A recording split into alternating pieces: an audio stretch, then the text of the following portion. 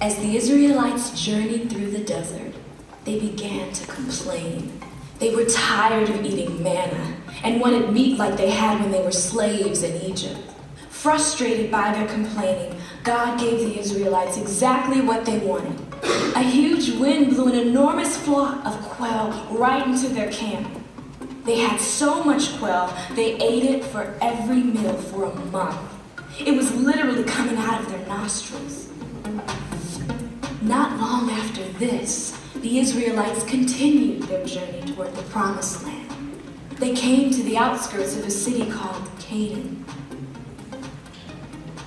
Moses sent spies ahead to see if the city was a good place to live and how tough the battle might be to take it over.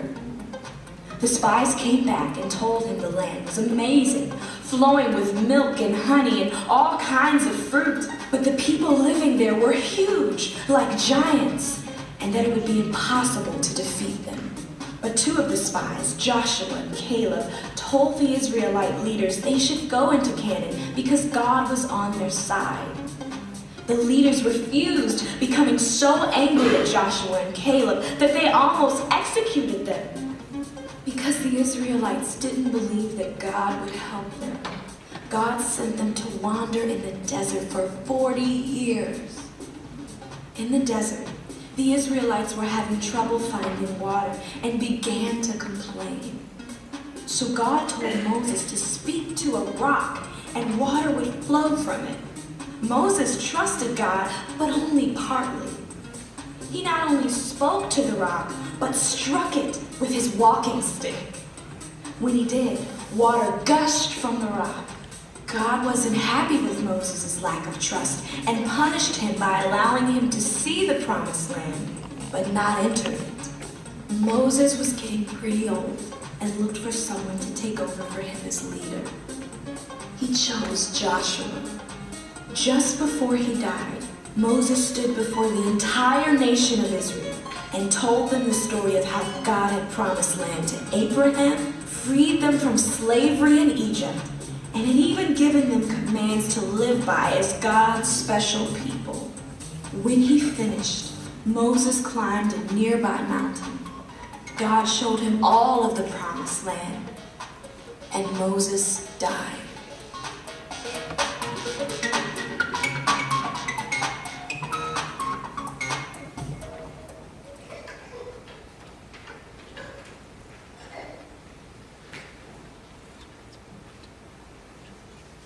So I have a profound question for you today. As we think about people wandering in the desert.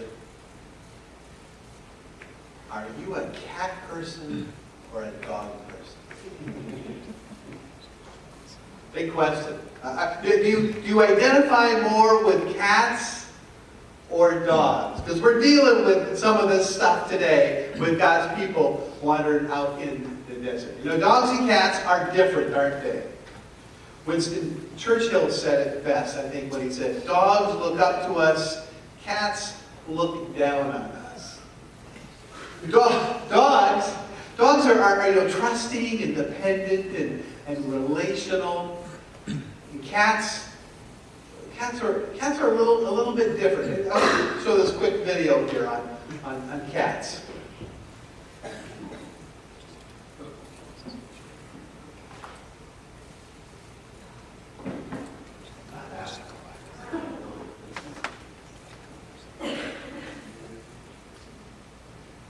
This man right here is my great-grandfather. He's the first cat herder in our family. Herding cats. Don't let anybody tell you it's easy. Anybody can herd cattle. Holding together 10,000 half wild short hairs. Well, that's another thing altogether. Being a cat herder is probably about the toughest thing I think I've ever done. I got this one this morning, right here. And if you look at his face, it's just ripped to shreds, you know? You see the movies, you hear the stories, I'm living a dream. Not everyone can do what we do. I wouldn't do nothing else. It ain't an easy job, but when you bring a herd into town and you ain't lost a one of them, ain't a feeling like in the world.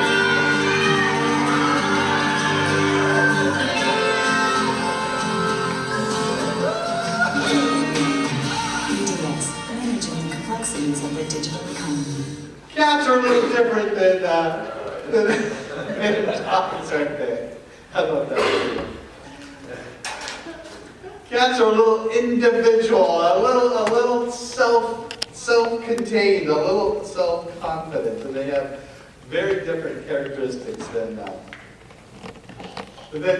do. But this is a story about God's people at a time in history when they were called upon to be dog-like, but were insisting on being cat-like.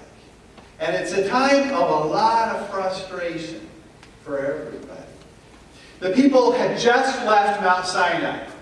So they're taken off, and they have just left this experience of 11 months of being terrified and thrilled and affirmed and killed, chastised for the golden cow they were worshiping, and loved and affirmed, and then sent on with God's word with them to begin a new adventure.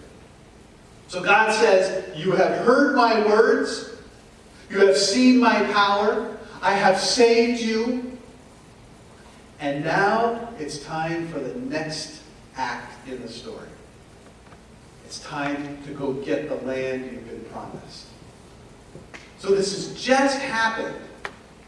Now, you would think that a people who've been living forever in misery and slavery, who have been living for the last 2 years or so at the foot of this mountain with God up there and handing them His word and His commandments and His wrath when they've been messed up, you would think that these people would be like that puppy that's got big trusting eyes waiting to be patted on the head or waiting for the next treat. But no, the people of God aren't that. They're much more like this sneering, doubtful cat that just doesn't get it. You know how a contented cat will sit in your lap? You know, a contented dog, they sit by your, you pat them and the little treat, but a cat, you put them in your lap and you're patting them and they're purring like crazy, and then all of a sudden what happens? They'll just jump up, yeah. They'll just jump up, and they'll maybe claw you, or they'll just jump up, and they'll jump off your lap, and then they'll run across the room, and they'll start sharpening claws on your, $1,000 sofa. And then you yell at them, and then they run, and they hide for an hour. This is the Israelites. They were not happy with where they were. They had just left all these remarkable things that God had been doing for them, and they started whining. It's so uncomfortable out here. We don't like it, and we don't like the food. So what does God do? He gives them manna. Manna that falls from the sky. You don't even have to go plow the ground for it. It falls every night. You go collect it, and it tastes like honey and like a cracker with honey. It sounds great. But then, no, that's not enough. All we have is manna. We miss our melons. We miss our garlic. We miss our onions. We miss all. It was so nice back in Egypt when we were slaves and starving to death. We at least got that sometimes. So he gives them quail until, it comes out their nostrils. And still, he stays with them. They are spoiled cats, given everything they need, but they're still scratching the furniture. And yet God has plans for them to move on from here. So they get to that promised land, and he sends in 12 spies, and they gather intelligence, and 2 of them come back and say, awesome, let's go. And the other 10 say, no, not, these are big people. We're never going to get, God said, but we'll never get to beat them. We're never going to get this land. And this is the very land that God promised Abraham. This is the very thing he has said he is going to do. It's the very reason he freed them from the Egyptians. And instead of trust, the people give God grief. Instead of contentment with what he's done for them, they are crabby. Instead of looking up at him in appreciation, they're looking down at him in dissatisfaction because they're cats. How many people here have cats? How many people have dogs? How many have both? You're the schizophrenic bipolar one there. So you understand the differences here. But this is a people that are deeply damaged. This is a people who have spent 400 years in slavery. And they are very vulnerable. If they were to go into this land with all these foreign people, they would be overwhelmed and overcome by them. And they and their children and their children's children would be crushed by them because they just aren't strong enough as a culture. And their faith is just too fragile for them to withstand that. And that is not going to happen because God has bigger plans for them than that. He loves them, and He has a vision for them that does not have them melding into this mass of godless people and never to be heard from again. He loves them so much He will not let them have it their way. They are an important enough piece of paper that He wants them flat and is willing to put a heavy book on them rather than let them just be a curled up piece of useless paper. See, long ago, God had gone down to a stream, and He stuck His hand in the stream and He pulled out a lump of clay, and in that clay He saw the makings of Adam. And He saw the future that He was planning. And in that clay, He saw what was to be. He sees what is to be in these people as well. And so He has plans for them. And the plan is that they will be turned away from the promised land, at least for a while. That everybody who is under age 20, except for Caleb and Joshua, will die out there in the desert. And that when they come back to this land with this whole new group of people, that mistrust and angst will have been purged from them. He is molding them as a people, and it is painful. Now, that is the lower story they're living in. It's in the desert, it's not comfortable, they're thirsty, they're hungry, they're confused. That's the lower story they're living in, and it's not terribly fun. But there is an upper story.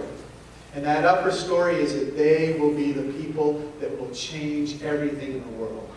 They will be His representatives to the rest of the world. And so He is molding them in this lower story for the upper story. That was His plan. That's how He saw them. And that is His plan. And that is how He sees us. Because we have a God who loves us. And even though we insist on acting like cats with our own agendas and our own independence, He has plans for us that are greater than what we can see. And perhaps we find ourselves wandering sometimes, feeling lost, feeling frustrated in the desert, feeling confused, feeling like maybe He's abandoned or forgotten us. But the truth is, He hasn't. He has never abandoned us. He has never forgotten us. And in the middle of our painful, difficult times, He is molding us. Because He has plans in the upper story that we just can't see. He sees us not as we are, but as we will be. He sees us in the plans He has for us, not in our circumstances we're in right now. They say that a great sculptor can take a big chunk of rock and see a beautiful statue inside. And that's what He pulls out of that rock. That is what our Lord is doing. We may occasionally feel like we are far from Him and doing nothing that He would approve of. But He is chipping away at that rock. He is pulling from this unattractive, unlikely piece of rock something great and beautiful. Because the Lord has plans for you that you can't see. He has plans to work through you and with you to make a difference in the world. Because He is always with you. He never abandons you. And He sees not what you are, but what He is making you. That is the blessing of the wandering that we all do. In Jesus' name, amen.